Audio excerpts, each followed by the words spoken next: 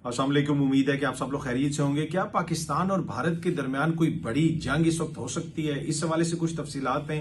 भारत का जो रिस्पांस आया है, कश्मीर में जो वाकया पेश आया, उसके बाद भारतीय हुकूमत का रिस्पांस, भारतीय मीडिया का रिस्पांस, इसके मुकाबले में आप देखें जाफर एक्सप्रेस का जो वाकया पाकिस्तान में पेश आया, उसके बाद पाकिस्तानी हुकूमत का रिस्पांस, पाकिस्तानी मीडिया का रिस्पांस, पाकिस्तानी सोसाइटी का रिस्पांस, इसको भी इसका तकाबली जायजा लेना बड़ा जरूरी है। उस पर भी बात करेंगे। कुछ मजीद चीजें कोशिश होगी कि आज के इस व्लॉग के अंदर वो भी आपसे शेयर की जाए। सबसे पहले यूएन सिक्योरिटी काउंसिल ने कश्मीर में पहलगाम में जो टेररिस्ट हमला हुआ उसकी मजम्मत की है। ये सामने आप देख सकते हैं। UN security council condemns Jammu Kashmir जो टेरर अटैक है उसके ऊपर भारतीय मीडिया में भी काफी ज्यादा बात हो रही है। लेकिन अगर आप इसकी पूरी स्टेटमेंट पढ़ें, उसमें कहीं पे पाकिस्तान का जिक्र नहीं है, पर ऑब्वियसली इस हमले की उन्होंने मजम्मत की है।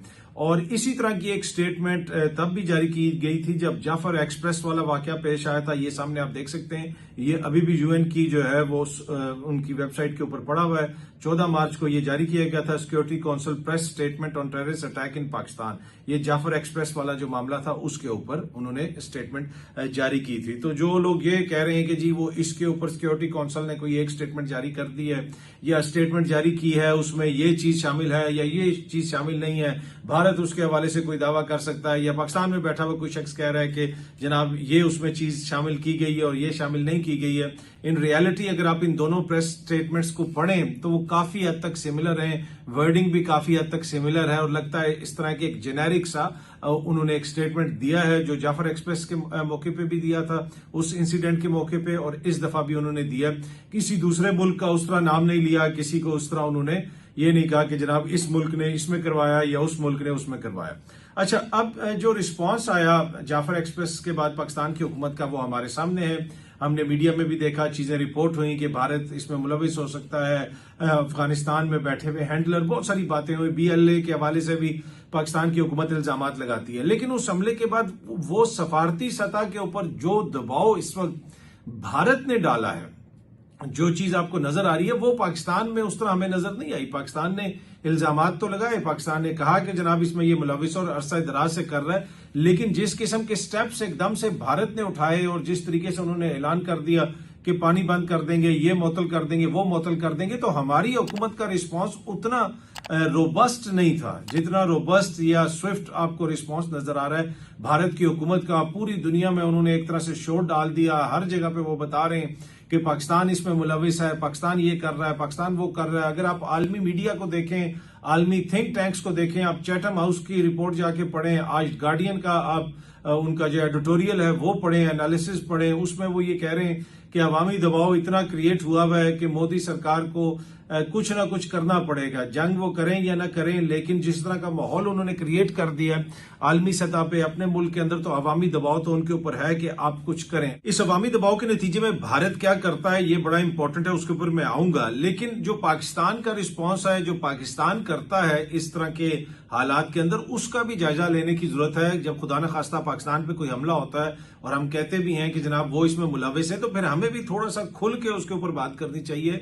सफारती सतह के ऊपर खुल के इकदाम उठाने चाहिए। जाफर एक्सप्रेस के वाकये के बाद अगर हम यहां से इंडिया के हमले को निकाल देते, बहुत सारी चीजें करते, तो फिर पूरी दुनिया को मैसेज जाता। अब उस वक्त हमने क्या है, कितना किया कितना नहीं किया, उन्होंने तो फौरन जनाब मौके से फायदा उठाया। ऑल दो कि इस वक्त मोदी की अपनी जो कश्मीर पॉलिसी है उसके ऊपर सबसे ज्यादा क्वेश्चंस कहां हो रहे हैं, भारत के अंदर हो रहे हैं। भारत के अंदर लोग क्वेश्चन कर रहे हैं कि भाई आपने कहा था कि आर्टिकल 370 खत्म हो जाएगा तो सारी चीज बेहतर हो जाएगी, जो रियासत के अंदर करप्शन होती है, जो दहशतगर्दी होती है, वो उसका जिम्मेदार ये आर्टिकल है, इसको हम खत्म करेंगे और कश्मीर में अमन आ जाएगा, कश्मीर में बेहतरी आ जाएगी, इकोनॉमी बेहतर हो जाएगी, ये हो जाएगा, वो हो जाएगा। तो वो बहुत सारे वादे जो मोदी साहब कर रहे थे और बड़ा उन्होंने एक सतही किस्म का उसका एक हल निकाला था, वो हल उस तरह निकला नहीं। और अब जो कश्मीर में हालात हैं और जो कश्मीर में चीजें हो रही हैं, लोग उसमें क्वेश्चन कर रहे हैं। आज भी बीबीसी का भी एक आर्टिकल है इसके हवाले से कि मोदी की जो कश्मीर पॉलिसी है उसके ऊपर भारत के अंदर कश्मीर में बार बार क्वेश्चन उठ रहे हैं। बहुत सारे लोग क्वेश्चन कर रहे हैं, पढ़े लिखे लोग क्वेश्चन कर रहे हैं। एक तरफ वो लोग हैं जिन्होंने हर हालत में अपनी हुकूमत की बात माननी है, गोदी मीडिया है और वो जिस तरह करते हैं वो तो अपना करते रहेंगे, लेकिन इसमें कोई दो राय नहीं कि वहां पे संजीदा लोग जो है वहां पे भी क्वेश्चन उठा रहे हैं। दूसरी जानब जिस तरह मैं अर्ज कर रहा था कि भारत का रिस्पांस और हमारा रिस्पांस ऑलवेज लगता है ऐसे है कि सफारती सतह के ऊपर लैग करता है। मिलिटरीली पाकिस्तान हमेशा बेहतरीन रिस्पांस देता है, उसमें मुझे कोई तफसील में जाने की जरूरत नहीं है। अभिनंदन वाला वाकया जो कुछ भी हुआ सारी पूरी कौम को पता है। लेकिन सफारती सतह पे जो है पाकिस्तान का रिस्पांस लगता है इस तरह के वैसा नहीं होता। और खुसूसन इस दफा जाफर एक्सप्रेस वाला वाकया तो बहुत बड़ा था, बहुत बड़ा वाकया था। उसके ऊपर तो पाकिस्तान अगर समझता है कि भारत BLA को सपोर्ट कर रहा है, पाकिस्तान के पास सबूत हैं, तो उस पे तो बहुत जो है संगीन नौयत का सफारती एक्शन लेना चाहिए था। इन लोगों को यहां से निकालना चाहिए था और पूरी दुनिया को मैसेज आता कि हाँ जी भारत ये कर रहा है। उन्होंने इकदामात उठा के फौरन ये तासुर कायम कर दिया कि जनाब ये देखें ये तो है पाकिस्तान। अब पाकिस्तान के हवाले से कोई वो सबूत पेश करें या ना करें, दुनिया सोचने पे तो मजबूर हो जाएगी कि जनाब ये पानी बंद कर रहे हैं, ये सिंतास मुआहदे को कैंसिल कर रहे हैं या मुअत्तल कर रहे हैं, ये सफारती अमले को निकाल रहे हैं, ये वीजे कैंसिल कर रहे हैं, तो इसमें कोई ना कोई वजह तो होगी। अब उसके रिस्पॉन्स में हम करते रहे, लेकिन बात यह है कि इनिशिएटिव हमने उस वक्त क्यों नहीं लिया और क्या उस वक्त हमें इनिशिएटिव लेना चाहिए था। दूसरा रिस्पॉन्स वैसे भी मैंने देखा है कि पाकिस्तान के अंदर जो इंटेलिजेंसिया भी है, जो दानिश्वर भी है, कुछ मैं सबकी बात नहीं कर रहा, लगता है ऐसे है कि वो थोड़ी सी सब सर्वियंट किस्म की मेंटेलिटी है। वो बात ऐसे करते हैं कि जैसे वो भारत हमसे जो है वो कोई बहुत बेहतर है या हमसे बहुत आगे। हाँ, उनकी इकोनॉमी बेहतर है, उनकी जमहूरियत बेहतर है, वो उसमें कोई दो राय नहीं, वो बहुत सारे ऐसे ममालिक हैं। लेकिन इनफरादी सतह के ऊपर अगर आप भारत के देखें और पाकिस्तान को कंपेयर करें, बहुत सारी चीजों में पाकिस्तान बहुत बेहतर है, बहुत सारी चीजों में हो सकता है भारत बहुत बेहतर हो। लेकिन यहाँ पे जो एहसास कमतरी है कि वहां से कोई जनाब कोई भी आ जाए, इंतहाई जिसको आमियाना किस्म की बातें कर रहा हो तो उसको ऐसे सुन रहे होते हैं बैठ के, और उसके साथ कोई इधर बैठा होता है, कोई उधर बैठा होता है। उधर से जो जर्नलिस्ट वगैरह भी आते हैं, बहुत सारे बड़े अच्छे हैं, बड़ी जबरदस्त बात करते हैं, लेकिन अगर आप ज्यादा से बात करें तो इंतहाई आमियाना किस्म की वो बातें कर रहे होते हैं, अजीब किस्म की जो है उनकी वो चीजें होती हैं। और हमारे लोग ऐसे मुतासिर हो रहे होते हैं कि जैसे पता नहीं वो चांद से उतर के आए हैं।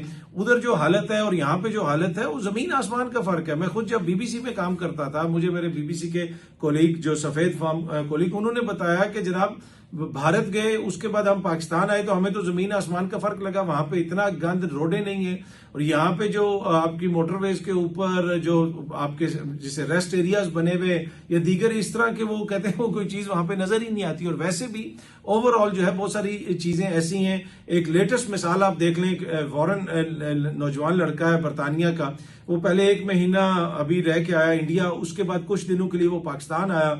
उसके आप व्लॉग्स जाके देख लें, वो कहता है यार जमीन आसमान का फर्क है। उन लोगों की मतलब तरीका कार में बात करने, हर बंदा मुझे लूटने के लिए वहां लगा हुआ था। यहाँ पे मैं आया हूं तो लोगों ने मुझे बड़ा अच्छा ट्रीट किया। मैं खुदा ना खास्ता कतन ये नहीं कह रहा कि सारी भारतीय कौम ऐसी है, बड़ी आबादी है, बड़े मसाइल हैं, बड़ा इशू है। लेकिन जो लोग यहाँ पे बैठ के ये तासुर देते हैं कि जैसे वो कोई अमेरिका और पाकिस्तान का मुकाबला कर रहे हैं, ऐसी बात नहीं है। उनके भी हमारे जैसे बहुत सारे मसाइल हैं। पर एनीवे वॉरेन का जो मेरे जहन में है, आप ये जरूर इसके व्लॉग्स देखिएगा और आपको फर्क समझ आएगा कि उसका इंडिया में टाइम कैसा गुजरा और उसका पाकिस्तान में टाइम कैसा गुजरा। और अब इस कशीदगी की वजह से उसको फौरन मुल्क छोड़ना पड़ा है, पाकिस्तान छोड़ना पड़ा है, और वो निकल रहा है। पाकिस्तान की बहुत बड़ी बड़ी PR कंपनियां, हमारे जो बड़े बड़े दानिश्वर, पाकिस्तान की हुकूमत का पैसा ऐसी PR जनरेट नहीं कर सकता जिस तरह इस तरह का एक व्लॉगर जो वहां से आया। ये टिकटॉक के ऊपर आपको चीजें नजर आ रही, दुनिया में बैठे हुए मुख्तलिफ जगहों पे लोग इसको देख रहे हैं। तो हमें अपना मुल्क खोलना चाहिए, टूरिस्ट के लिए लोग आए, यहाँ पे घूमें फिरें, देखें,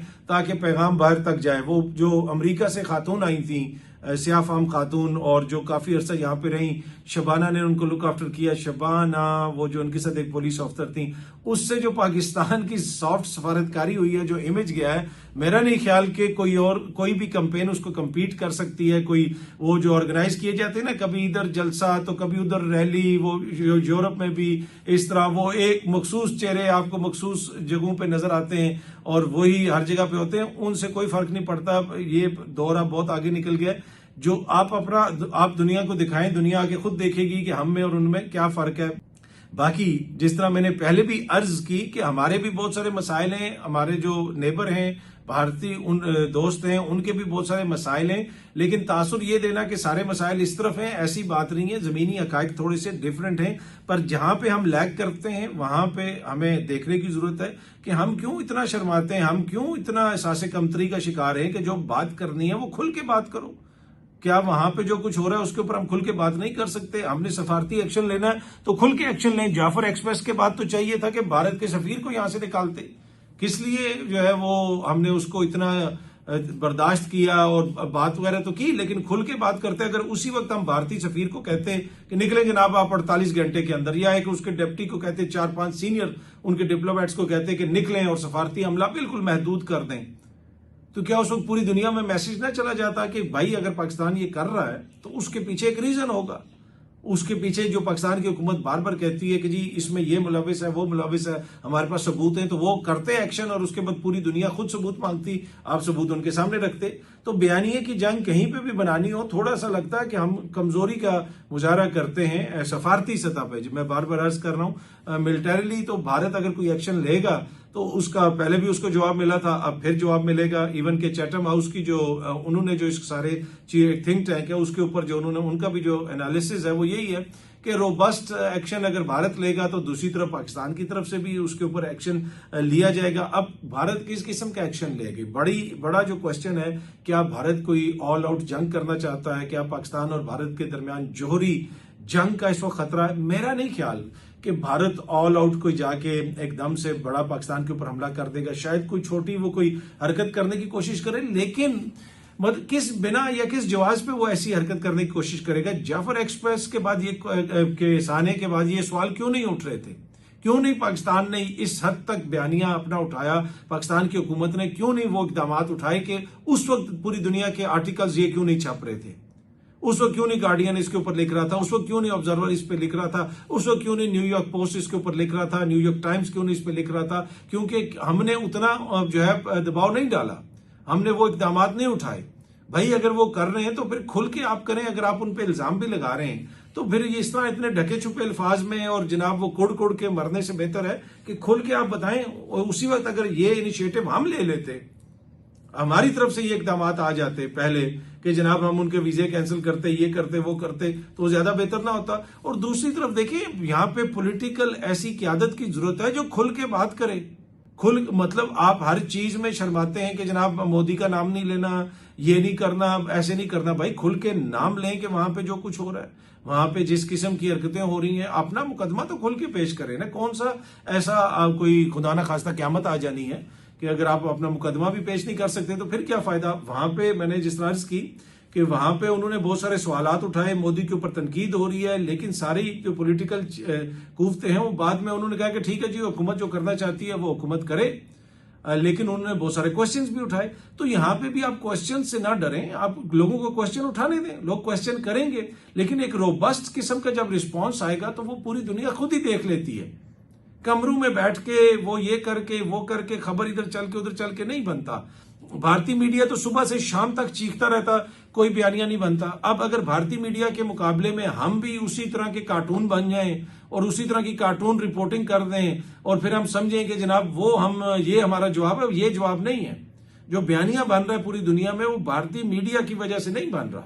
ये एक खाम ख्याली है लोगों की, लोग उनको कार्टून से ज्यादा कुछ नहीं समझते, वो अपनी बेइज्जती करवाते हैं पूरी दुनिया के अंदर। बयानिया उनका इसलिए बन रहा है कि उनकी हुकूमत ने 1 2 3 4 ये स्टेप्स उठाए, वीजे कैंसिल, ये मअतल, वो मअतल, ये बात, इसको वापस, इसको ऐसे। इन इकदाम की वजह से जो वो स्टेप्स उठा रहे हैं, अपने लोगों को वो कह रहे हैं कि 2 दिनों के अंदर यहां पे बॉर्डर के करीब फसलें काट लो। अब जब ये खबर रिपोर्ट होगी आलमी दुनिया में कि जनाब आप ये भारत ने अपने शहरियों को कहा 2 दिनों में फसलें काटो, तो इसी तरह भारत ने ना वीजे कैंसिल कर दिए, इतने पाकिस्तानियों को वापस भेज दिया है, ये मुआहदा कैंसिल कर दिया है, भारत ये कर रहा है। तो वो उन स्टेप्स की वजह से, और इसी वजह से जिस तरह मैंने पहले भी अर्ज की कि वो जो नौजवान व्लॉगर वॉरेन आया हुआ था पाकिस्तान, उसको अपना दौरा 4-5 दिन के अंदर शॉर्ट करके यहां से निकलना पड़ा। उसने अपना आखिरी व्लॉग बनाया कि वो जो तनाजा हो गया है भारत और पाकिस्तान के दरमियान, जो कशीदगी हो गई है, हालात ऐसे लगता है कि कुछ हो जाएगा तो मैं यहां से निकल रहा हूं।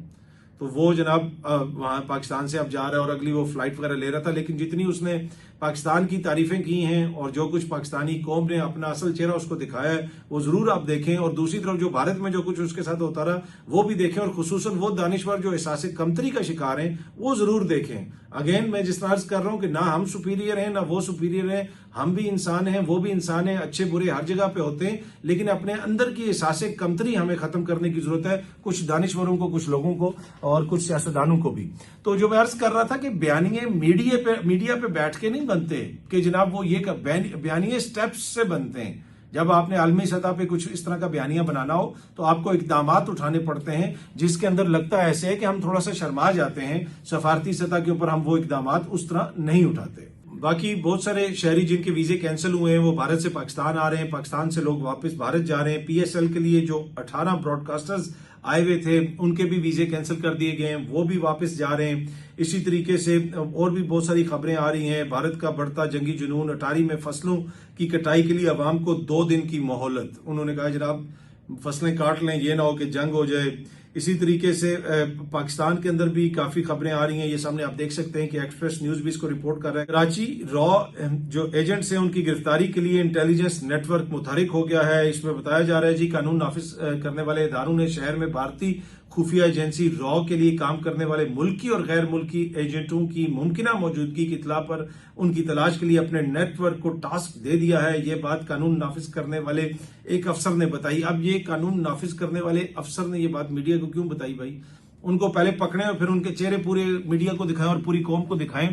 तो ये तो नहीं है कि टास्क आज दे दिया जाएगा, ये तो एक कॉन्टिन्यूस प्रोसेस होता है। तो मेरे ख्याल में इस तरह अफसर आके मीडिया को बताने से बेहतर है कि वो जो इस तरह के हैं एजेंट उनको पकड़ें और उनकी गिरफ्तारी फिर पूरी दुनिया को दिखाएं। और फिर उसके ऊपर जब एजेंट पकड़े जाते हैं फिर हुकूमत ने जो सफारती सतह पे एक्शंस लेने होते हैं वो लें। कोई ये नहीं कह रहा कि खुदा ना खास्ता कि आप चले जाएं और भारत के ऊपर हमला कर दें। आपको याद होगा कि जब वो इमरान खान साहब वजीर आजम थे और शहबाज शरीफ साहब कायदे इस पे इख्तलाफ थे, तो शहबाज शरीफ साहब ने भारत के हवाले से बड़ी पुरजोश एक तकरीर की। तो इमरान खान साहब ने खड़े होकर कहा आप मुझे बताएं मैं क्या करूं, मैं क्या भारत पे हमला कर दूं, बताएं। इमरान खान साहब ये कह के बैठ गए नहीं आप बताएं। तो आगे से शहबाज शरीफ साहब खड़े होकर कहा नहीं खुदा खास्ता कोई हम ये नहीं कह रहे कि आप भारत पे हमला कर दें। तो इसी तरीके से जनाब हम भी ये नहीं कह रहे कि खुदा ना खास्ता हम कोई भारत पे हमला कर दें या कोई हमें जंग करने की जरूरत है, ऐसी बात नहीं है। लेकिन खाली फीके बयानात देने से बेहतर है कि अगर आपने अपना मुकदमा बेहतर तरीके से पेश करना है तो हमें भी स्टेप्स लेने पड़ेंगे। एंड इट्स वेरी अनफॉर्चुनेट, ये बड़ी हमारी बदकिस्मती है कि सफारती सतह पे जाफर एक्सप्रेस के बाद उतने बड़े सहने के बाद हमने उस तरह के स्टेप्स नहीं लिए, उस तरह का एकदम से आलमी दुनिया में वो पैगाम नहीं किया जो भारत में एक हुआ, जिसका ना पाकिस्तान से ताल्लुक ना अभी तक कोई चीज साबित हो सकी है। लेकिन उसके बावजूद उन्होंने जो एक क्रिएट कर दिया, उससे जो तासुर उन्होंने बनाया वो आपके भी सामने और मेरे भी सामने है। बहुत जल्दी आप सब दोस्तों से दोबारा मुलाकात होगी। Thank you very much.